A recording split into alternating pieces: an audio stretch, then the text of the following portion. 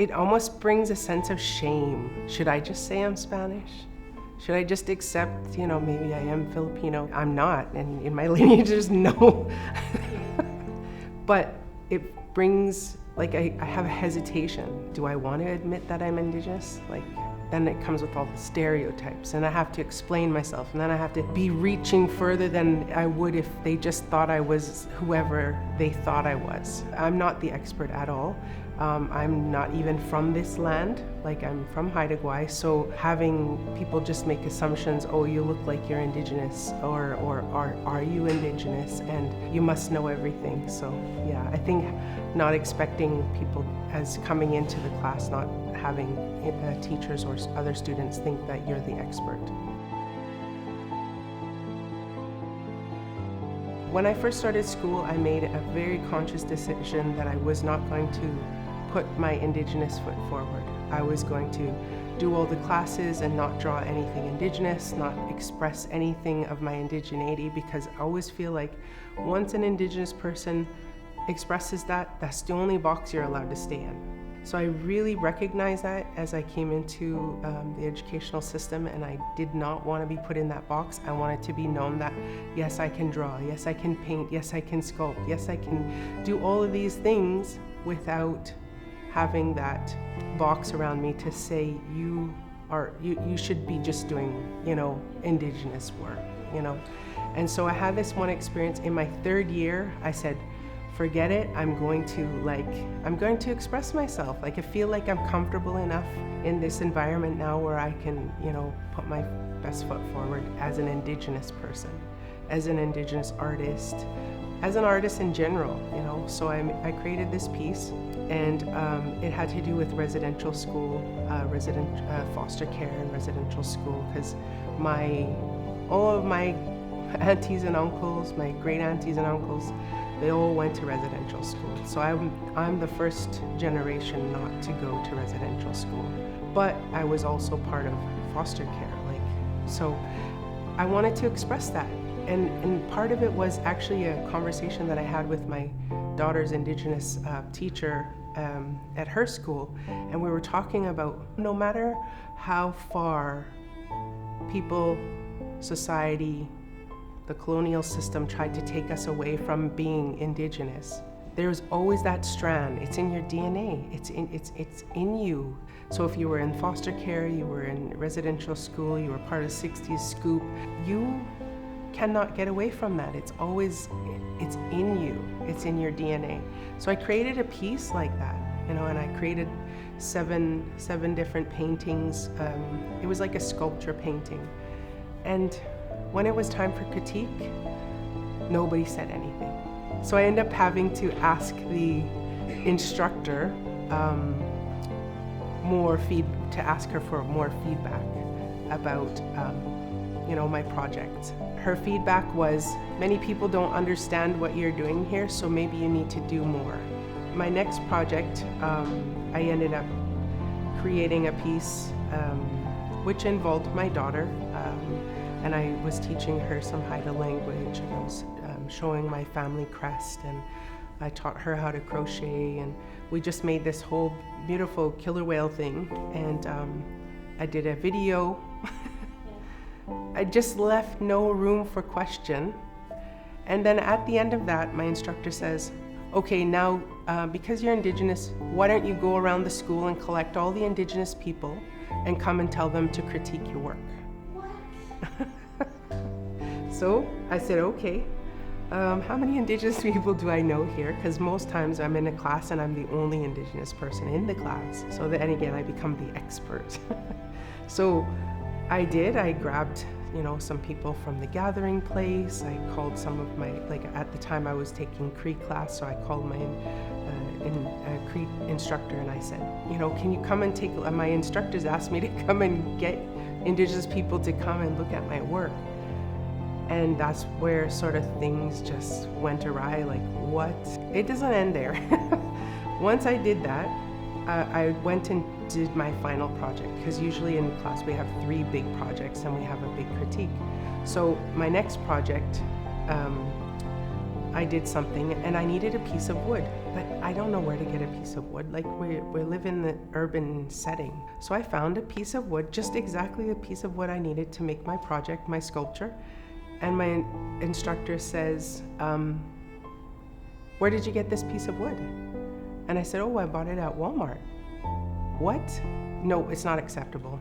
You need to go out and harvest your own piece of wood. Like, you can go out to the forest, you can go somewhere. I'm not accepting this. She says, unless you can explain away why you have this piece of wood bought from Walmart, I won't let you use it in your sculpture. And I just, at that point I was fed up, because I was like, no, I said, I can explain this away. I said, I'm an urban Indigenous person put in this environment where I'm responding to the environment that's around me. And Walmart is the place that I go get wood. I don't have a forest to go get wood from.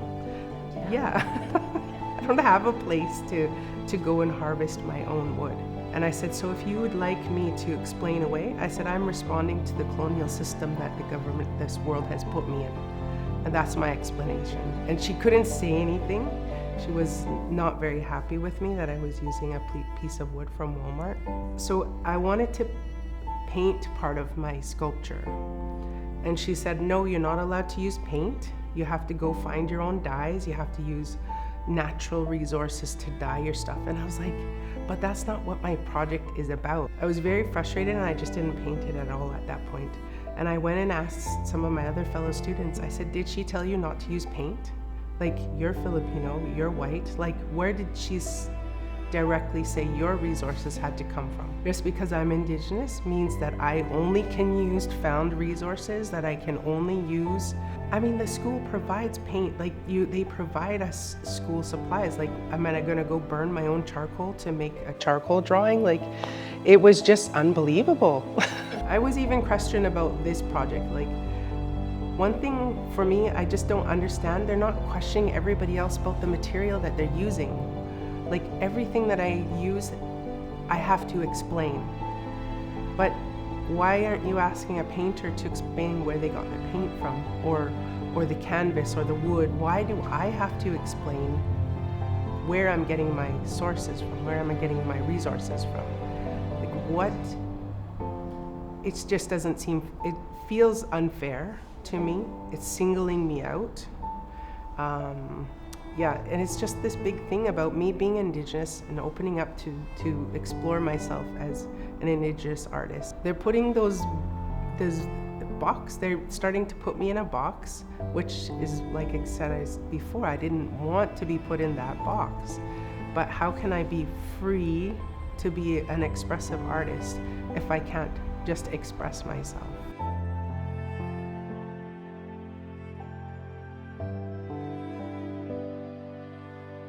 My very first experience, I took a criminology class. That was one of my first classes, and it was during COVID, so it was all online. And I was speaking a lot.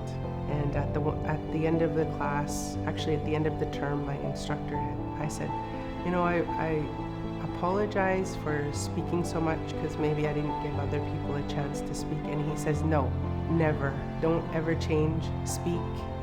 This is what you're here for, speak up. So I think that's what I would tell a first-year Indigenous student. Don't be shy to speak. Tell your truth, you know, speak your truth, and don't let anybody push you around because you have power. You have the ability to make a difference, and your voice matters.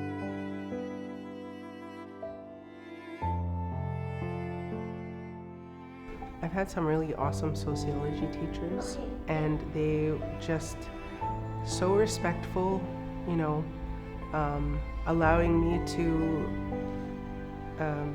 say the things I need to say without making it like I'm the expert. And I love that dynamic. I like that reciprocity of them listening, you know, intently and respectfully, and then me listening and learning from them respectfully. And it just such a beautiful flow, you know, and it felt so accepted and so valued to be able to contribute to a conversation that would help the whole class, you know.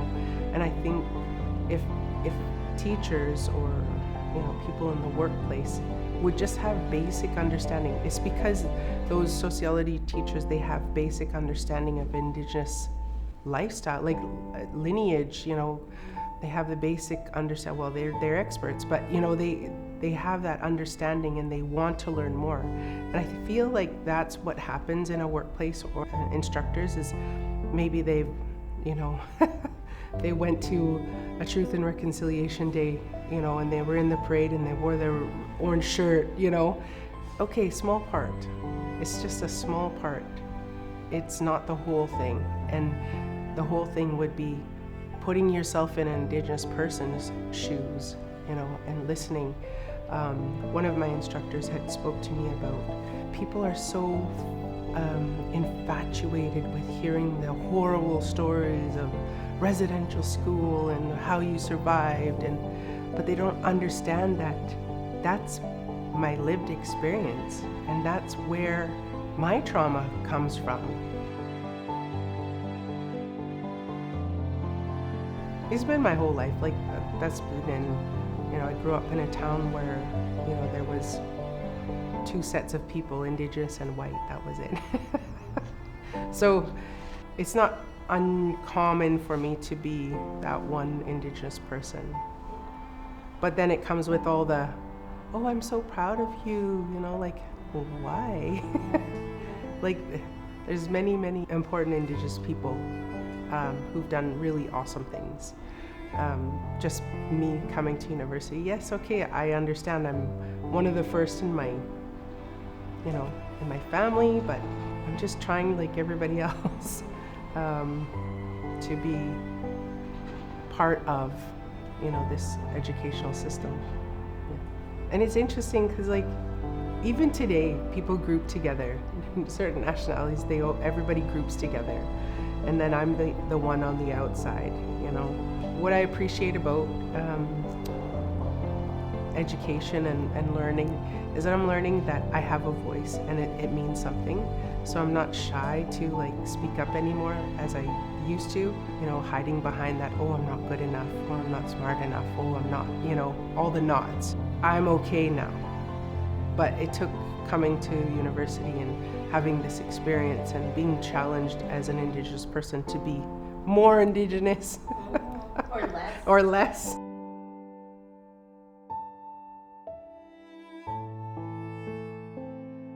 One day I was out,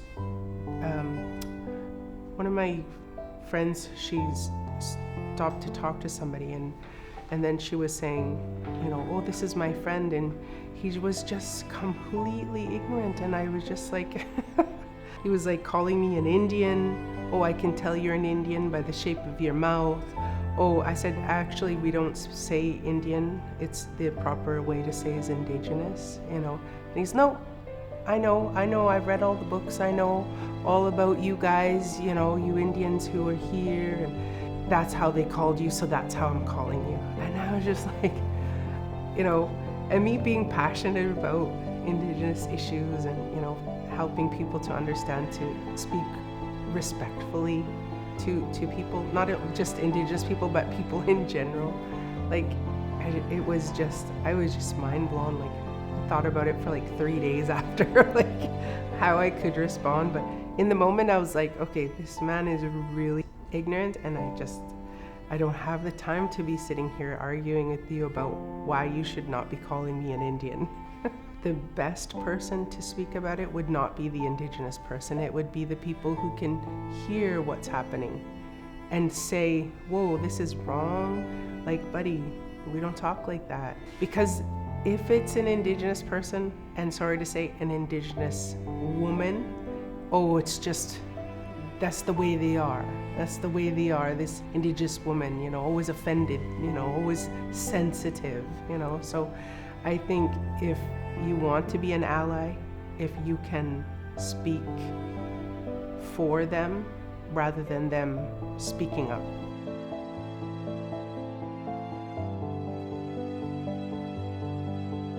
Prior to coming to school, I was a youth worker, so I would definitely be seeking out jobs that were suited for Indigenous peoples. I mean, I have had many other jobs where they didn't really care what you were, basically just come and fill this spot. Applying for my current job, I think assumptions were made that I wasn't Indigenous, that I was some other nationality, which I get all the time. I either get Spanish or Filipino, yeah, which is, like very typical. Like most people assume that I'm something else, and then very shocked when I do say that I am Indigenous, and then it's the whole, oh wow, I know so-and-so who's Indigenous, like those very stereotypical things that people do when they're uncomfortable with who you are with your nationality. They were fine with you until they knew. So my last job when I was a youth worker, they have a program for Indigenous people. So the team I was working with, there were other ethnicities there as well, and I was the Indigenous person. I was the one bringing Indigenous expertise, and it was quite annoying because, like I said, I'm not the expert. I have the skin and the hair and the face and everything that is Indigenous, but I'm also on this learning journey just like you, like it should be a team effort. It shouldn't be a Sylvia effort to teach you and everybody else. Because of my indigeneity, they would put me a lot with Indigenous youth, which was fine with me. I didn't mind it at all, but I just thought the way the world is right now with colonialism and everybody's working towards decolonization, and I thought it would have just been nice for the youth to experience everybody and not just me. I have had that experience where I was hired because I was Indigenous. Ticking that box on their end for that government funding, that money, that's coming in for that specific program specifically for Indigenous. And I don't expect them to hire anybody else, but I think don't lower your standards. Like find somebody, not saying I didn't do a good job, but like if it were just because I was Indigenous and you're hiring me, be honest about it. Like we have this spot, we need an Indigenous person. Do you think you'd be a good fit? Like not just, okay, yay, here you are, and now here's all the Indigenous children, here are all Indigenous people.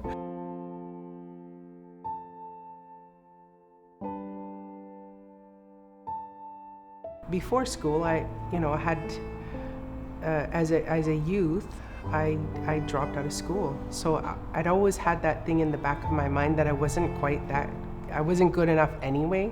Like I wasn't qualified for anything. So I really always try to put my best foot forward and sort of relied on that rather than, hoping they wouldn't look at my education, but then realizing later on as I got further into my education that, maybe it wasn't quite as square as I thought it would be. I mean, I was grateful for the job at the time, but looking back after I'm learning all the things that I'm learning in university and, about Indigenous studies, and there was something wrong with that picture. Never did I feel like I was as smart as the people who had degrees. I was just that Indigenous person who worked with Indigenous youth, and there were opportunities for moving up, and I would apply, but I would never get them. There were a lot of non-Indigenous people in that room, and none of them ever had to prove themselves, work extra hard, put in extra hours.